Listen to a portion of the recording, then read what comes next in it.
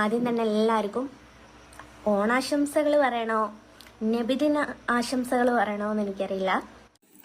നല്ലവരായ ആൾക്കാർ ആശംസ പറഞ്ഞിട്ട് ബാക്കിയുള്ള ജനങ്ങൾ സ്വീകരിച്ചു. ഇനിയിപ്പം നിൻ്റെ ഒരു ഓണാശംസയോ നബിദിനാശംസയോ എന്താ പറയേണ്ടതെന്ന് പറഞ്ഞിട്ട് ആൾ സ്വീകരിക്കുക. വേറെ എന്തെങ്കിലും ഉണ്ടെങ്കിൽ പറയടി. രണ്ടു പറഞ്ഞാലും എയറിൽ ഞാൻ കയറും എന്നുള്ളത് എനിക്ക് ഉറപ്പുള്ള കാര്യമാണ്. അപ്പോൾ രണ്ടും അങ്ങ് പറഞ്ഞേക്കാം. എല്ലാവർക്കും നബിദിനത്തിൻ്റെയും ഓണത്തിൻ്റെയും ആശംസകൾ നേരുന്നു. ഏതായാലും അങ്ങ് സ്വീകരിച്ചിരിക്കും. ഇനി ബാക്കി പറ. ഇപ്പം നബിദിനായിട്ട് എവിടുന്നും ഒരു ഭക്ഷണം കാര്യങ്ങളൊന്നും കിട്ടില്ല. പൊതുവെ പള്ളിയിൽ നിന്ന് ഒരു 3-4 വർഷങ്ങൾക്ക് മുമ്പ് വരെ എല്ലാ വീട്ടിലേക്കും കിട്ടുന്നത് പോണം ഞങ്ങളുടെ വീട്ടിലേക്കും തരാറുണ്ടായിരുന്നു. അപ്പോൾ അതാണ് ഈ ആശംസ എങ്ങനെ പറയണം, ഏത് പറയണമെന്ന് പറഞ്ഞതിൻ്റെ കാര്യം കേട്ടോ. ഇപ്പോൾ ഒരു പരാതിയായിട്ട് ഇപ്പോൾ ഇവൾ വന്നിന് 3 കൊല്ലം മുന്നേ ഇവളെല്ലാവരും ഇസ്ലാം മതത്തിൽ സ്വീകരിച്ചത് കൊണ്ട് പിന്നെ ഇവക്ക് കിറ്റും കാര്യങ്ങളൊക്കെ കിട്ടി. ഇപ്പം അത് നിർത്തലാക്കിയിട്ടുള്ള എല്ലാവർക്കും കൊടുക്കുന്ന ഇവക്ക് കിട്ടുന്നില്ല. പെരുന്നാൾക്കൊക്കെ വലിയൊരുന്നാളിനൊക്കെ നമുക്ക് അവിടുന്ന് എന്തെങ്കിലും ഫുഡ് ഐറ്റംസ്, ഇനിയിപ്പം ചെറിയ പെരുന്നാൾ നോമ്പിൻ്റെ സമയത്താണെങ്കിലും ചിലരുടെയൊക്കെ വകയായിട്ട് കിറ്റും കാര്യങ്ങളൊക്കെ ഉണ്ടാവാറുണ്ടായിരുന്നു. ഇതൊക്കെ ഒരു 2-3 വർഷങ്ങൾക്ക് മുമ്പ് വരെ എല്ലാ വീട്ടിലെ പോലെയും ഞങ്ങളുടെ വീട്ടിലും ഞങ്ങൾക്കും എത്തിക്കൊണ്ടിരുന്നതാണ് കേട്ടോ.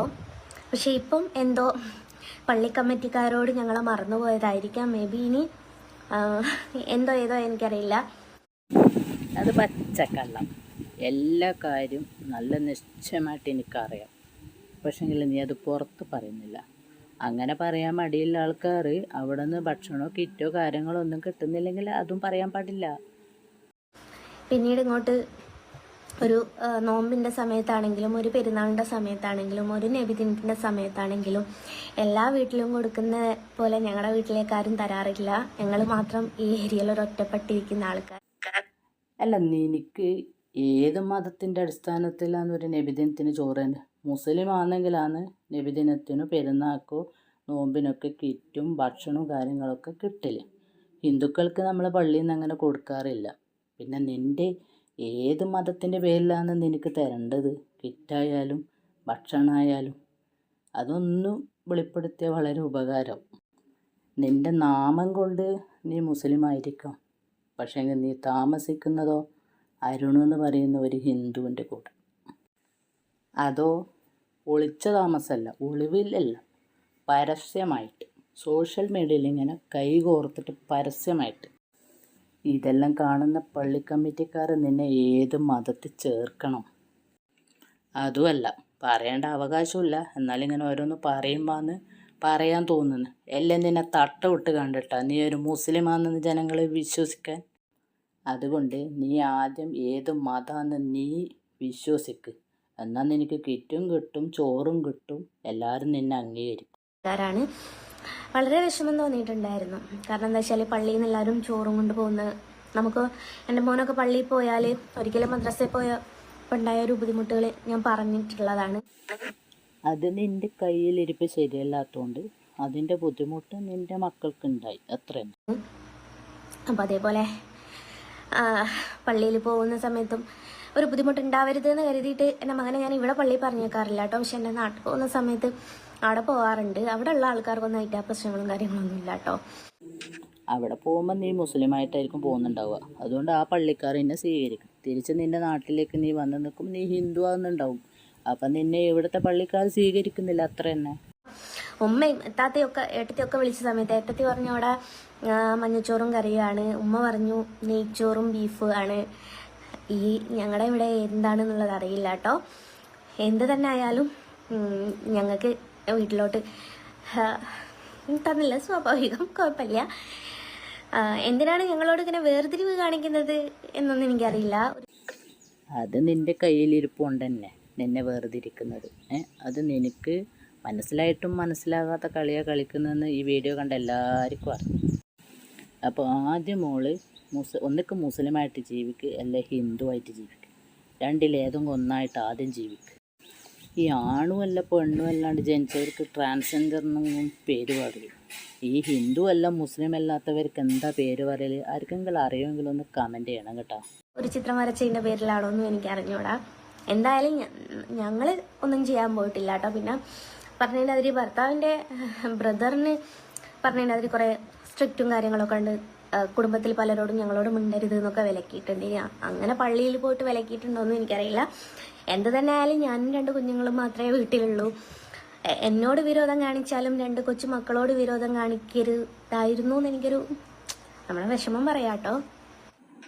എടി, നമ്മൾ രക്ഷിതാക്കൾ എന്ത് തെറ്റ് ചെയ്താലും അതിൻ്റെ ഫലം അനുഭവിക്കൽ മക്കളാണ്. അതേ ഇവിടെ അയച്ചുള്ളൂ. നീ ചെയ്യുന്നതിൻ്റെ തെറ്റിൻ്റെ ഇത് അനുഭവിക്കുന്നത് മക്കളാണ്. അപ്പം നീ തെറ്റ് ചെയ്യുന്നത് കൊണ്ട് എൻ്റെ മക്കളെയും കൂടെ അവർ അംഗീകരിക്കുന്നില്ല, അത്ര തന്നെ. അപ്പം നബിദിനത്തിനൊക്കെ എല്ലാ കുട്ടികളും റാലിയിലൊക്കെ പങ്കെടുത്ത് ഒരുപാട് പരിപാടിയിലൊക്കെ പങ്കെടുത്ത സമയത്തും എൻ്റെ മക്കൾക്ക് ഈ യോഗഭാഗ്യങ്ങളൊന്നും ഇല്ലാതായിപ്പോയി. ഒരുപാട് വിഷമമുണ്ട് അതിൽ. വിഷമിച്ചിട്ടും കാര്യമല്ല. എന്നെ സംബന്ധിച്ച് ഞാൻ പറഞ്ഞില്ലേ, ചിത്രവര എന്ന് പറയുന്നത് എൻ്റെ ഒരു ജോലിയാണ്.